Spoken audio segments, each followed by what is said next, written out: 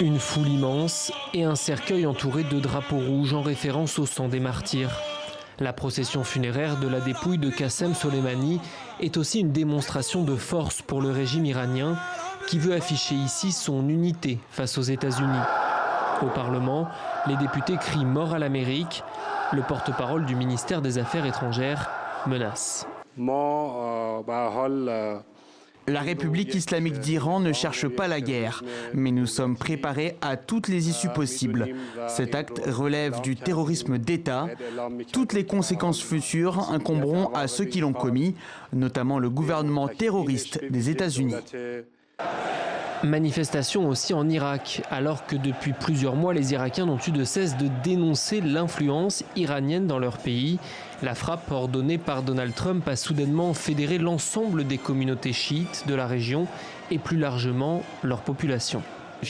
Le Parlement irakien a voté en faveur du départ de toutes les troupes étrangères présentes en Irak dans le cadre de la coalition qui lutte contre l'organisation État islamique, largement dominée par les Américains. Une décision saluée par le Hezbollah libanais. Ce bain de sang devrait conduire à la seconde libération de l'Irak de l'occupation américaine. C'est le moins que l'on puisse faire pour répondre à ce crime. Donald Trump a prévenu, si l'Iran se venge, les États-Unis frapperont encore plus fort. L'Irak a porté plainte auprès de l'ONU après le raid mené sur son territoire sans autorisation.